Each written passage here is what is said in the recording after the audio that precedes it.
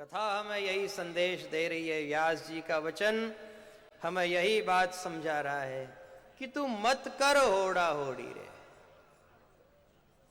एक दूसरे की नकल मत करो। देखत देखत धरियो जोग, घटे काया बड़े रोग। मत करो होड़ा होड़ी, देखा देखी मत करो। इनने ऐसा किया मैं भी करूं, इनने 50 लाख की शादी करी मैं 60 लाख की करूंगा, इनने 20 मिठाई बनी मैं 40 मिठाई बनाऊंगा। ऐसी होड़ा होड़ी मत करो। अब तो जितना हो सके सज्जनता का, सात्विकता का और अपनी गरीबी का दर्शन कराओ, क्योंकि अपना भूतकाल गरीब था। अपने भूतकाल को कभी भी मत भूलना और उस भूतकाल की गरीबी का सदा सदा दर्शन करते रहना। जो भूतकाल की गरीबी का दर्शन करता है वो कभी बिगड़ता नहीं है।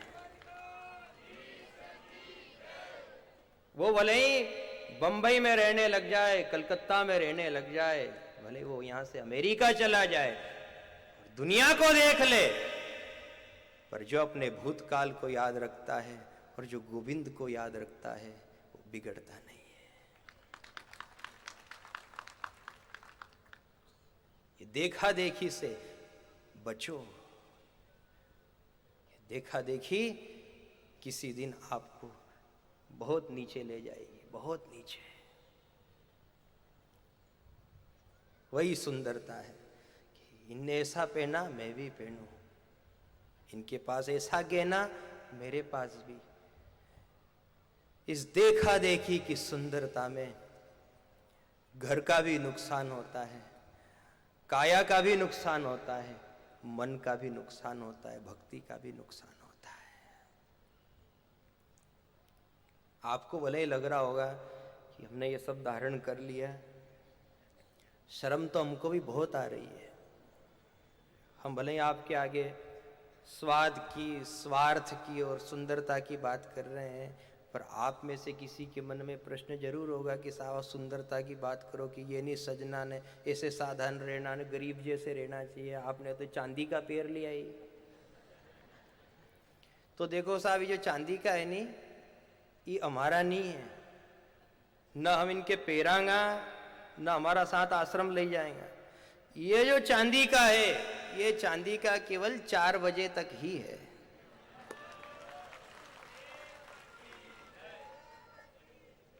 ये आयोजक परिवार की बपूती है, इनकी धरोहर है, और धारण इसलिए किया क्योंकि ये झाबुआ और अलीराजपुर की संस्कृति है। झाबुआ और अलीराजपुर की संस्कृति को, वनवासियों की संस्कृति को बारंबार ये व्यास गादी नमन कर रही है। ये संस्कृति है, ये जो धारण किया ये संस्कृति है। और इस संस्कृति को कभी भी मत छोड़ना, कभी बिसारना मत। फैशन का दौर है साहब, बहुत नए नए कपड़े आ रहे हैं, उन नए कपड़ों तरफ मत जाओ। देखा देखी बहुत बुरी होती है। अब आजकल तो वो जीन्स के ऐसे पैंट चले साहब कि जो यहाँ जांग में से भी फाटा, या गोड़ाकन से भी फाटा, नीचे से भी फाटा, और बड़े बड़े लोग वो पहन करके घूम रहे हैं और इतरा रहे हैं। उनके देखो तो अपने शर्म आए कि ऐसी कौन सी गरीबी आ गई, ऐसा कौन सा तुम्हारे माथे पे कर्जा हो गया, यहां से फाटा, यहां से। वह जींस 80 लागे जाने, कोई मोटरसाइकिल पे से पड़ी जाने, कहीं घिस ही गया हो। ये सब देखा देखी हो रही है। इन्हें ऐसा कपड़ा पहना तो मैं भी पहनूं। हूहू नाम का गंधर्व खूब सज धज करके भगवान नारायण की सभा में पहुंचा, और इतना सजा कि अभिमानी हो गया और सबको दिखाने लगा, देखो मेरे पास जितने गहने हैं ना, किसी के पास नहीं है, मैं बहुत सुंदर हूं। उस समय ब्रह्मा जी ने श्राप दे दिया कि सुंदर बन करके और सुंदर दिख करके दिखावा कर रहा है, ढोंग कर रहा है, इतरा रहा है, जा मगर की योनि को प्राप्त हो जा। मगर बना दिया। ये कथा है भागवत में। कभी भी दिखावा मत करना, दिखावे से बचना, जो है उसे ढांक करके रखना। व्यक्ति चाहे कितना ही सुंदर क्यों न हो, उसकी छाया हमेशा काली ही होती है। अपनी चमड़ी पर, अपने गोरेपन पर अभिमान मत करना।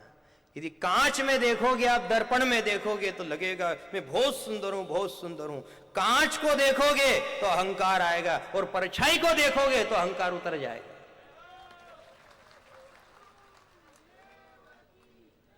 कांच को देख करके कभी मत जीना, जियो तो परछाई देख करके जीना। मेरी परछाई कैसी है? जितने प्राणी रहते हैं इस संसार में, सबकी परछाई काली है। अब कोई कहे साहब इनकी नाक बहुत सुंदर है, क्या तीखी नाक, और साहब कैसा नाक नक्शा, या जिसको देखो नाक नक्शे की बात करता है। अरे क्या नाक, अरे नाक अच्छी लगे नहीं थी, सामने वाला कह दे कि नाक अच्छी लगे तो करूं।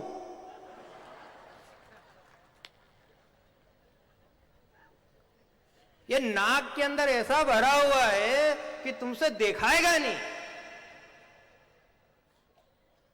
ये तो भिष्टा का शरीर है, इसमें क्यों रीझ रहे हो, क्यों इतरा रहे हो, क्यों दिखावा कर रहे हो? यदि श्रृंगार ही करना है तो खुद का श्रृंगार मत करो, चार भुजानाथ का, द्वारकाधीश का श्रृंगार करो। भगवान का खूब खूब श्रृंगार करो, और श्रृंगार का दर्शन करने से मति ठीक होगी, बुद्धि ठीक होगी, विचार ठीक होंगे, जीवन का कल्याण होगा। आपने सुंदर नारी को देखा और सुंदर पुरुष को देखा, इससे कोई जीवन का कल्याण होने वाला नहीं है।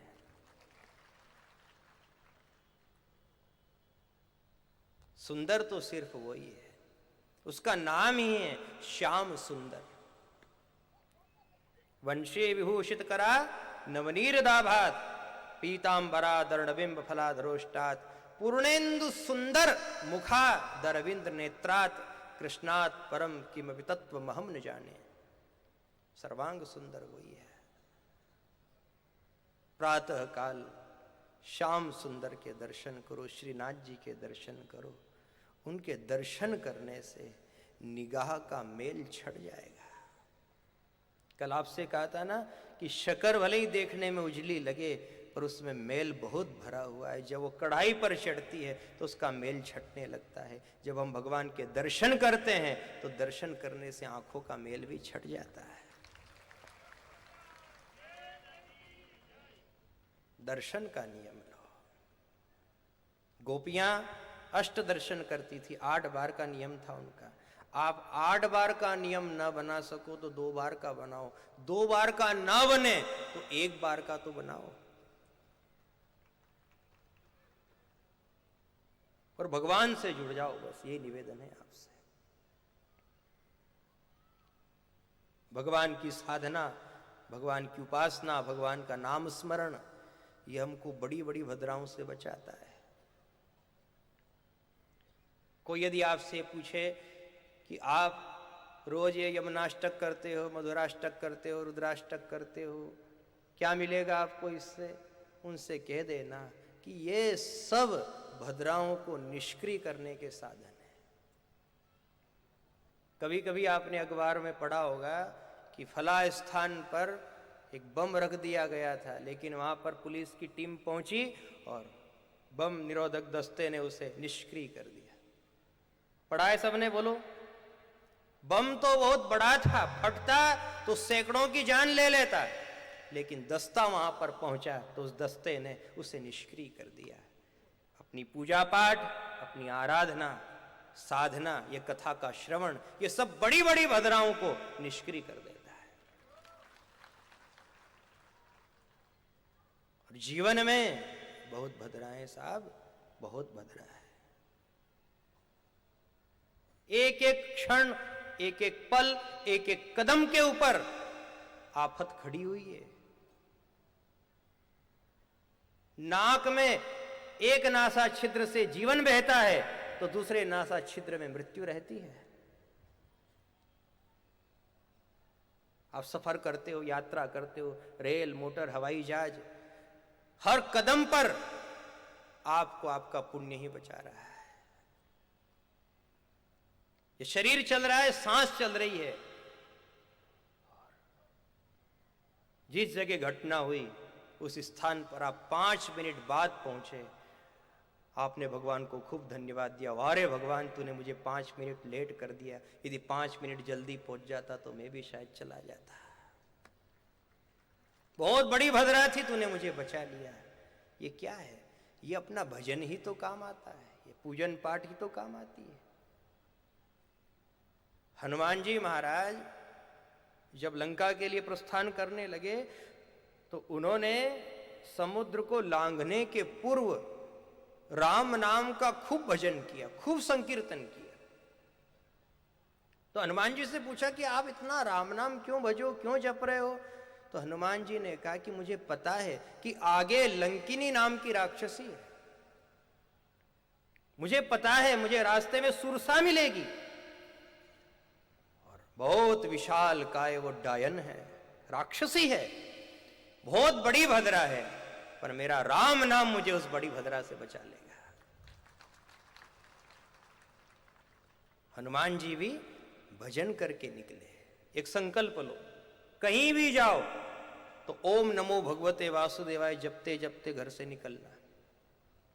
ये तय कर लो। जितने वैष्णव भक्त इस कथा में बैठे हैं, मोबाइल पे बात करते करते घर से मत निकलो। मोबाइल आपको भद्रा से नहीं बचाएगा, ओम नमो भगवते वासुदेवाय आपको भद्रा से बचाएगा।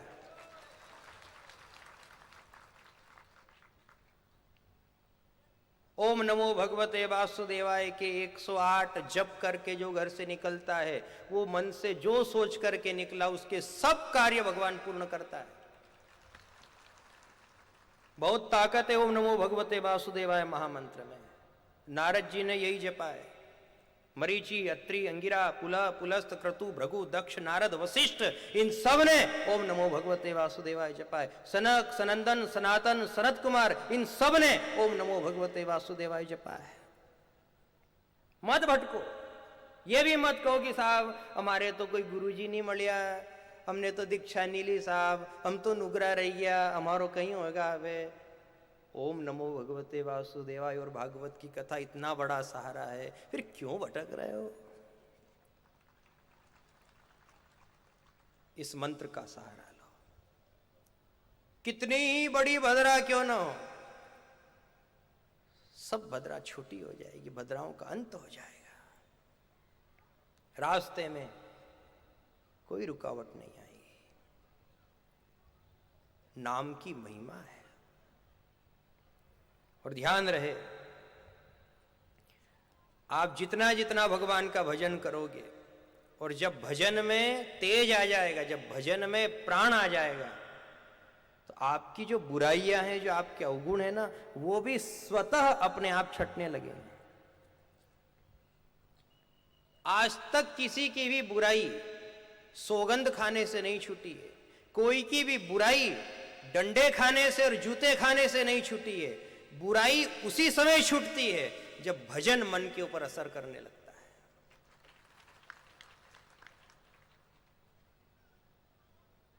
कल की कथा में आपको बताया था कि जहां मन है वहां प्राण है, और जहां प्राण रहता है वो प्राण तत्व उस अंग को चेतन कर देता है। जब हम भजन में भी पूर्ण मन से समर्पित हो जाते हैं तो हमारे भजन में भी प्राण आ जाता है।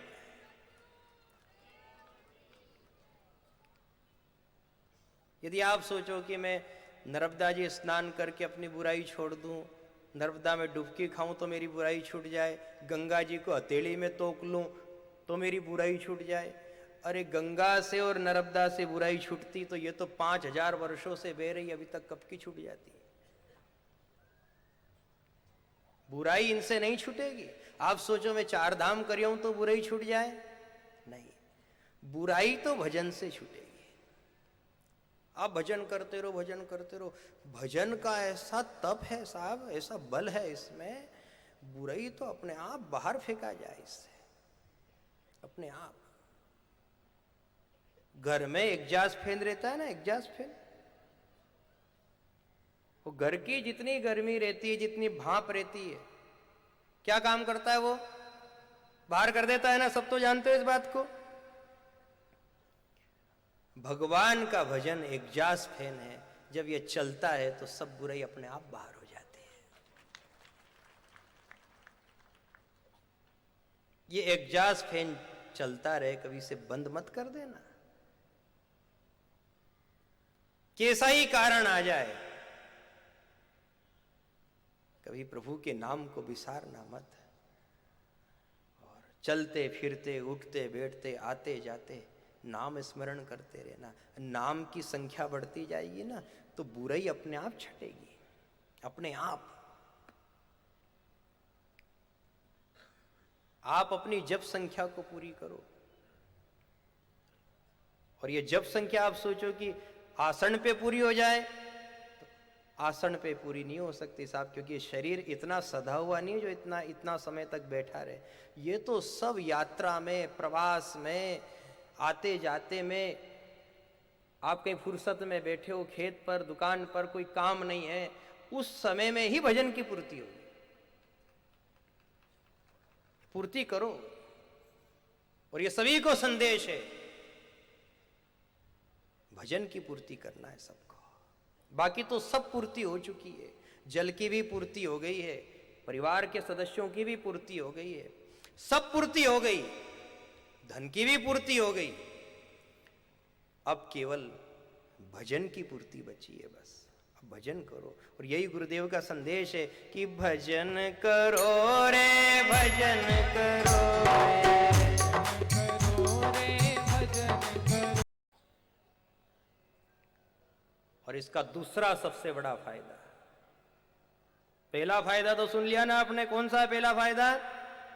समाधि। और दूसरा फायदा यह है कि जब हम सोते सोते सोते सोते भगवान के नाम में और भगवान की याद में विहल हो जाते हैं, तो उसके स्वरूप में हम एकाकार हो जाते हैं। उसका स्वरूप और इस जीव का स्वरूप एक हो जाता है। इसे कहा गया एकात्म रूप। और जो इस निद्रा की समाधि में जाता है और एकात्म रूप हो जाता है, वो फिर सोता यहां है और उठता भगवान के धाम में है। कैसे समझेंगे? सुदामा जी द्वारिका के लिए निकले घर से। शरीर बहुत दुबला पतला, थके हुए, भूखे, पेट में कुछ नहीं, चल रहे हैं पैदल पैदल। ना कोई गाड़ी है ना कोई रथ है, पैदल चलते चलते थक गए, शाम हो गई, अंधेरा हो गया। सुदामा जी ने विचार किया कि अब इस अंधकार में कहां जाऊं, कहीं भटक जाऊंगा। तो सोचा कि एक वृक्ष है, इस वृक्ष के नीचे मैं विश्राम कर लूं, और जब सुबह होगी तो द्वारिका के लिए प्रस्थान करूंगा। तो सुदामा जी उस वृक्ष के नीचे विश्राम करने लगे। और जब विश्राम कर रहे थे तो वही रटन थी उनकी जीवा पर, श्री कृष्ण शरणम मम, श्री कृष्ण शरणम मम, श्री कृष्ण शरणम मम। ये जपते जपते जपते जपते सो गए, नींद लग गई। अब इस निद्रा समाधि स्थिति, इसका फल कितना बड़ा मिला उनको कि सोए तो थे वो झाड़ के नीचे, लेकिन जब सुबह उनकी नींद खुली तो वो अपने आप को द्वारका में पाए। अरे द्वारिका में आ गया। हाँ, पूछा आसपास के लोगों से, भैया इस नगरी का क्या नाम है, ये नगर कौन सा है? ये द्वारिका है। अपने आप को द्वारका में पाया। अरे मैं तो जंगल में सोया था एक झाड़ के नीचे, मुझे यहां कौन ले आया? भगवान के दूतों ने कहा कि यही भगवान के नाम की शक्ति है कि आप सोए थे वहाँ झाड़ के नीचे, लेकिन भगवान का नाम आपको द्वारिका में ले आया। ठीक वैसे के वैसे जिस समय अंत आ जाएगा, जिस समय मृत्यु आ जाएगी, आप भले ही रोगे अपने घर और जपते जपते उसका नाम सो जाओगे, लेकिन नींद आपकी भगवान के धाम में ही खुलेगी।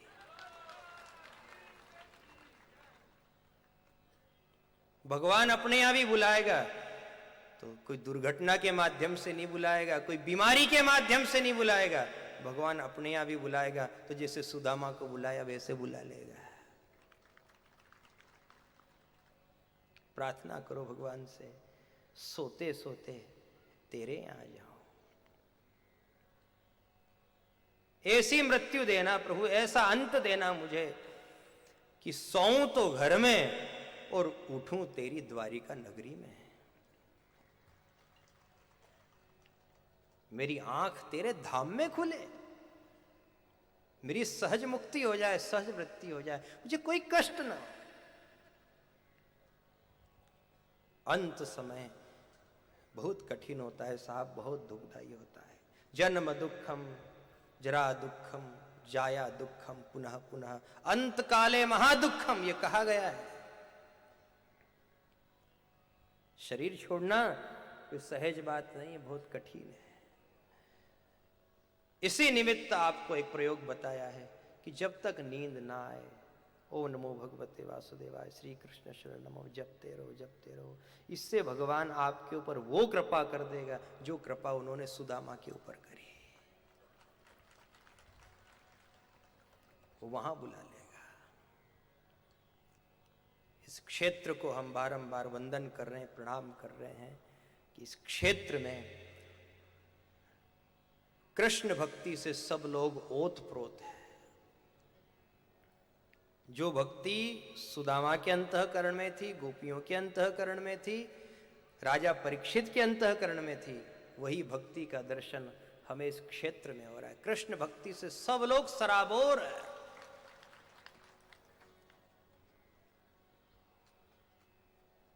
जिसको देखो उसके मुख के ऊपर चार भुजानाथ की जय जयकार है। क्षेत्र में सबके मुख पर श्री कृष्ण शरणम मम है। चार भुजानाथ के पक्के और कट्टर भगत रहते हैं यहाँ। तो आप सभी की कृष्ण भक्ति को हम वंदन करते हैं।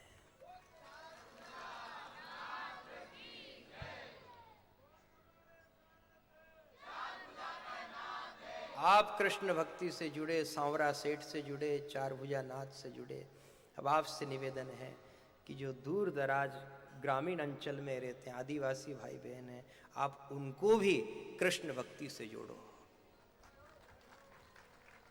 आप तो जुड़ गए, बड़े लोग हो, संपन्न हो, धनाढ्य हो, वैष्णव हो, जोवट में रहते हो, खट्टाली में रहते हो, नानपुर में रहते हो, कुक्षी में रहते हो, अलीराजपुर में रहते हो, आप तो संपन्न हो, सब समझते हो। लेकिन जो आदिवासी भाई बहन है वो धर्म से दूर हो रहे हैं, कृष्ण भक्ति से दूर हो रहे हैं। आप सभी का दायित्व है कि अपने भजन के साथ साथ आप उनको भी भगवान के भजन से जोड़ो। भगत में चींटी जैसा गुण होना चाहिए। भगत उसी का नाम है जो चींटी के जैसा हो। चींटी के जैसा मतलब आप चींटी में एक गुण देख सकते हैं। शक्कर के जहां चार दाने बिखरे हो, जहां गुड़ की डली पड़ी हो, जहां मिठाई का टुकड़ा पड़ा हो, वहां सबसे पहले एक चींटी आती है। वो चींटी शक्कर को देखती है, गुड़ को देखती है, मिठाई के टुकड़े को देखती है। उसने देखा और फिर लौट करके जाती है और अपने साथ में 10-20 चींटियों को और बुला करके लाती है कि चलो मेरे साथ, वहां मिठाई का टुकड़ा पड़ा है, पर्याप्त मात्रा में भंडार है, शक्कर का बोरा पड़ा हुआ है, वहां चलो, गुड़ की भेली पड़ी हुई है, मेरे साथ चलो। वो अकेली कभी नहीं खाती है, वो दौड़ करके गई और 10-20-50 को और बुला करके लाई और सबको उसने लाभ प्रदान किया। सच्चा भगत वही होता है जो चींटी के जैसा सब लोगों को भगवान से जोड़ता है। आप अकेले कथा सुनने आए, ये आपका स्वागत है। लेकिन प्रयास ऐसा किया करो कि अपने साथ 4-5 चींटी को और लाया करो, ठीक है ना। मंदिर जाओ, 4-5 को साथ ले जाओ, कृष्ण भक्ति से जोड़ो इनको, भगवत भक्ति से जोड़ो, भगवान की कथा से जोड़ो इनको, चींटी जैसा गुण ग्रहण करो। आप जोड़ोगे इनको तो दशांश पुण्य आपको भी प्राप्त होगा। जैसे वो कमीशन एजेंट रहते हैं ना, उनको कोई को आधा % मिले, कोई को 1% मिले, तो उनका बीच में यही काम रहता है कि उनने इनको इनसे मिला दिया, धंधा सौदा करा दिया, इनका % फिक्स हो गया। आप भगवान के ऐसे भगत बनो कि इसी जीवन में कई लोगों को भगवान से जोड़ दो, तो इसका % द्वारकाधीश भी आपको जरूर देगा। अकेले जुड़े हो, प्रणाम है आपको, पर आप यदि कईयों को भगवान से जोड़ दोगे तो फिर तो भगवान भी आपको प्रणाम करेगा। उद्धव हमें संत सदा अति प्यारे, मैं भी चलता संतों के पीछे, जहां जहां संत सिधारे, उद्धव हमें संत सदा अति प्यारे। तो संत प्यारे क्यों हैं? क्योंकि संत चींटी हैं, उनमें चींटी जैसा गुण है। संतों ने कभी अकेले रस नहीं पिया है, उन्होंने सबको रस पिलाया है, सबको रस पिलाया। भंवरे में और मधुमक्खी में क्या अंतर है, कभी आपने विचार किया? भंवरा भी पुष्प का रस पीता है और मधुमक्खी भी पुष्प का रस पीती है, लेकिन भंवरा खुद का स्वार्थ सिद्ध करता है, खुद पीता है, मस्त हो जाता है और उड़ता फिरता इधर का उधर। और मधुमक्खी जो रस पीती है वो उस रस को पी करके उसकी शहद बना देती है और उस शहद से सारे संसार का कल्याण होता है। बनो तो मधुमक्खी बनना, भंवरे मत बनना। भंवरा मतलब खुद का हित, खुद का स्वार्थ, खुद ने पिया, मस्त हो गया, और मधुमक्खी ने अनेकों को पिलाया, कईयों को पिलाया। यही संतों का गुण है कि पीवे और पिलावे मुझको ऐसो सतगुरु भाई, पीवे और पिलावे मुझको ऐसो सतगुरु भाई, पीवे और पिलावे ऐसो सतगुरु भाई, पीवे और पिलावे सतगुरु भाई। राम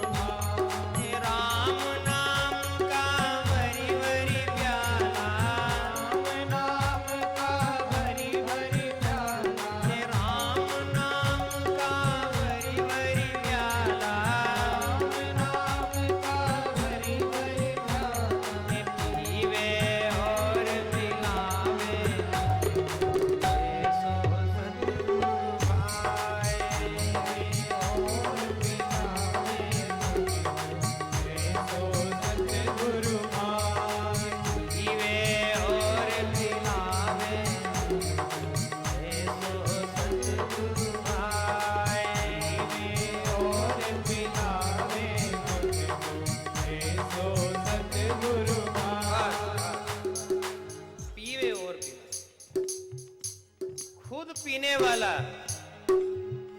तपस्वी हो सकता है, खुद पीने वाला साधक हो सकता है, लेकिन जो औरों को भी पिलाए उसी का नाम संत होता है। संत, संत का यह स्वभाव होता है कि संत खुद भी पीते हैं और औरों को भी पिला देते हैं, सबका कल्याण करते हैं। संत भंवरे जैसे नहीं रहते हैं। संत कैसे रहते हैं बोलो?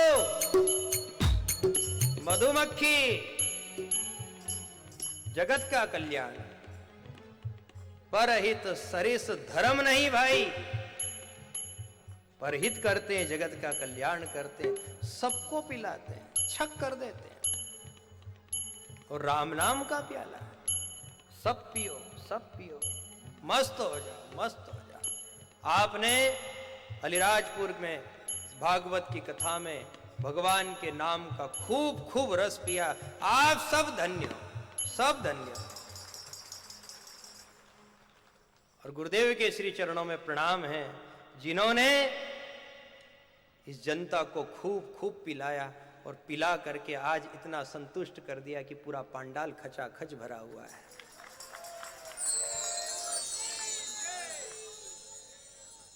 ये सब गुरुदेव की तपस्या है, ये सब त्याग की देन है, ये सब गौ सेवा की देन है। कृष्ण भक्ति से आप सब लोग जुड़े और कथा सुनी। वनवासी भाइयों ने भी कथा कराई। जिनके पास खेती नहीं है, धन नहीं है, बेचारे जैसे तैसे अपना जीवन व्यापन करते हैं, उन लोगों ने भी कथा कराई, कथा सुनी। वनवासी अंचल में भूरा डाबरा में गौशाला बनी। ये सब गुरुदेव की तपस्या ही है। अब यहां तो आपको ऐसा लगता है कि 20 बरस हुए गुरुदेव को, लेकिन गुरुदेव की तपस्या को 40 बरस हो गए हैं। 40 बरस से इसी धर्मार्थ में लगे हुए हैं कि इन आत्माओं का कल्याण हो जाए, गोविंद की भक्ति बढ़ जाए और गौ माता की सेवा हो जाए।